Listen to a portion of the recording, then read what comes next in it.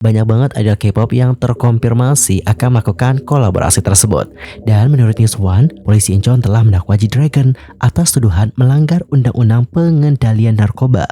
Hai guys, I'm So Kim and welcome back lagi to my YouTube channel. Sekali lagi terima kasih banyak buat kalian yang sudah ngeklik video ini dan juga nonton video ini. Thank you so much. Dan aku doakan kalian menonton diberikan kesehatan, kebahagiaan dan juga God bless you. Nah guys, dalam video kali ini kita itu akan membahas tentang topik-topik yang lagi ramai banget diperbincangkan dan tentunya sangat sayang banget untuk dilewatkan. Dan teruntuk kalian yang tidak mau ketinggalan informasi apapun, kalian bisa langsung subscribe channel YouTube ini and don't forget to like, comment, and share. Thank you so much. Dan aku rasa kalian bukan orang yang suka membuang-buang waktu, jadi tanpa nunggu lama lagi, yuk kita bahas berita selengkapnya. Di berita pertama ini ada berita yang mengejutkan, datanya dari Bang GD, yang mana baru-baru ini G-Dragon didakwa atas tuduhan narkoba. Yorobun, kalian tahu gak sih bahwa beberapa belakangan terakhir industri barang Korea itu dihebohkan dengan kasus pengguna narkoba Lee Sun-kyun. Apalagi Lee Sun-kyun ini kan juga salah satu aktor yang ternama ya, dan juga sudah membintangi banyak karya yang populer dan juga sukses, misalnya kayak Parasite. Terus ada juga tuh kalau tidak salah dramanya sama IU yang berjudul Mister, itu juga bagus banget loh dramanya. Jadi dikarenakan dia adalah seorang aktor yang terkenal dan juga ternama, tidak mengherankan jika kasus ini menghebohkan industri hiburan Korea. Dan Yorobun, di tengah tuduhan penggunaan narkoba terhadap aktor Lee Sun-kyun, polisi sekarang dipastikan sedang melakukan penyelidikan awal atau penyelidikan internal terhadap selebriti terkenal lainnya. Dengan terungkapnya seorang selebriti terkenal lainnya yang diduga menggunakan narkoba, skandal seputar industri hiburan diperkirakan akan semakin meningkat.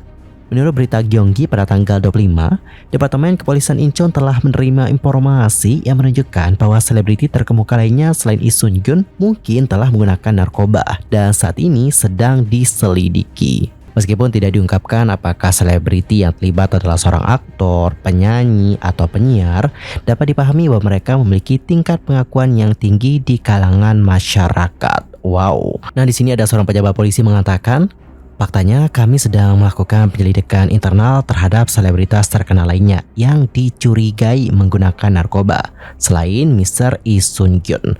Namun, pejabat tersebut juga menyebutkan nih bahwa kami tidak dapat memberikan informasi rinci lebih lanjut tentang penyelidikan yang sedang berlangsung.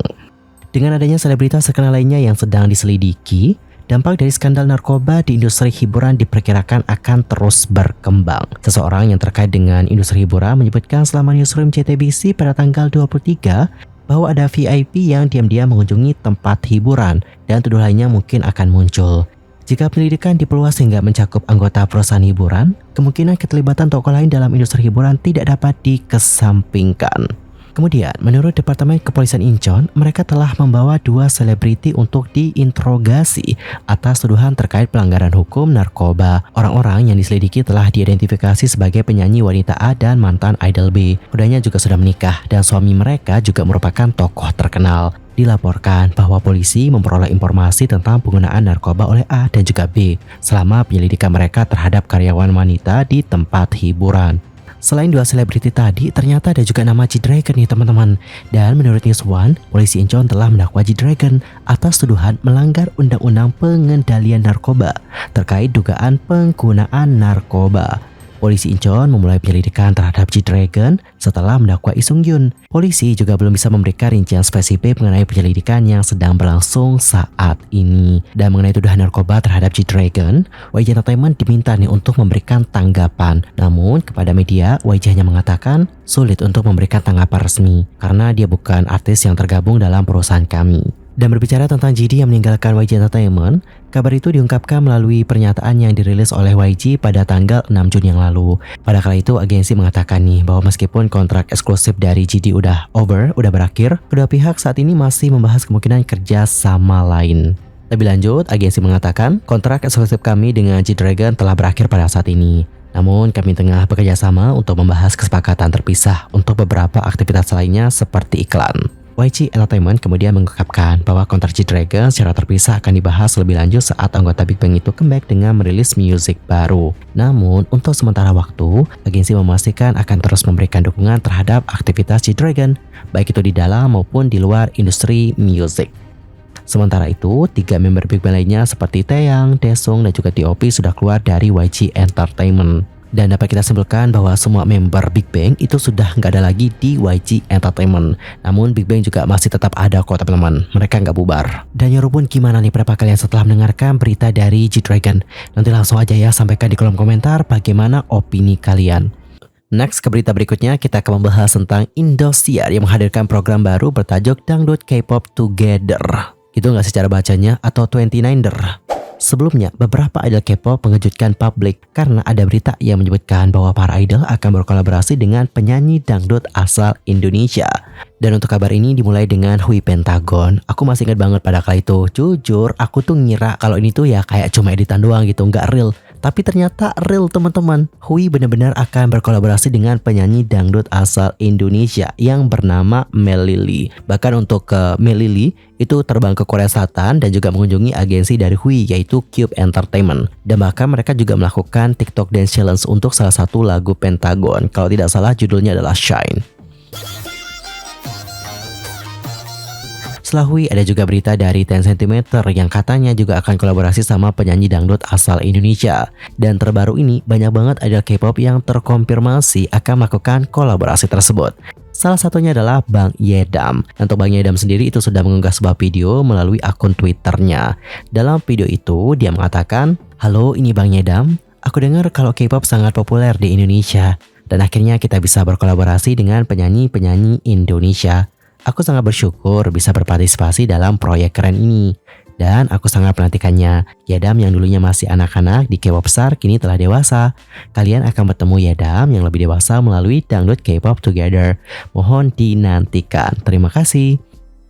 Dan di hari yang sama, atau tepatnya pada hari Selasa tanggal 24 Oktober 2023, pihak Indosiar juga mengkonfirmasi bergabungnya Yedam dalam proyek kolaborasi musik ini. Dalam program terbaru ini, nantinya akan ditampilkan sejumlah kolaborasi antara jebolan bintang dangdut Indosiar dengan sederet penyanyi K-pop ternama. Dangdut K-pop 29der akan tayang perdana tepat pada malam puncak HUT 29 Indosiar. By the way, gimana sih cara bacanya 29 ya atau Together?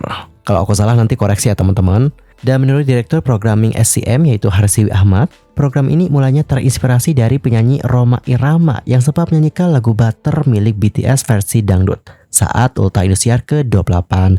Selain itu, ternyata jenis musik yang paling banyak diminati masyarakat Indonesia saat ini adalah K-pop dan yang kedua adalah dangdut. Dan setelah itu muncullah ide bagaimana jika mereka membuat kolaborasi global antara dangdut dengan musik yang paling ngetop di dunia saat ini yaitu K-pop.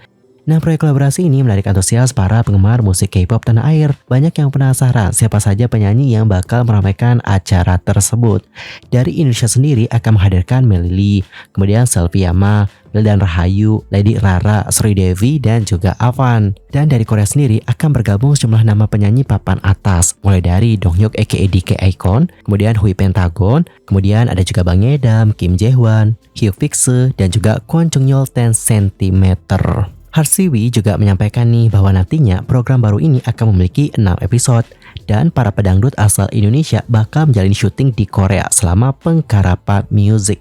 Untuk itu, Indosiar akan bekerjasama dengan Enke Studio yang sebelumnya telah berhasil melahirkan sejumlah penyanyi ternama di industri musik K-pop. Meskipun begitu, pihaknya juga tetap akan mengawal kok selama proses produksi berlangsung. Karena bagaimanapun, ini merupakan sebuah kolaborasi yang akan membawa budaya antar kedua negara. Perwakilan dari Enke Studio yaitu Charlie mengatakan bahwa ia merasa senang dan juga terhormat bisa bergabung dalam proyek kolaborasi musik besar antara Indonesia dan juga Korea. Ia menyampaikan bahwa tujuan dari kerjasama adalah membuat lokalisasi konten yang relevan dan juga dekat dengan budaya kedua negara. Dan Yorobun, gimana nih? Apakah kalian sudah tidak sabar untuk menantikan bagaimana proyek kolaborasi ini? Well Yorobun, topik tadi menutup perjumpaan kita untuk hari ini. So, aku akan mengucapkan goodbye. Kita ketemu lagi di video berikutnya hanya di channel YouTube Yusril Kim pastinya. See you next time dan juga thank you so much ya buat yang sudah menonton. Goodbye. Bye-bye.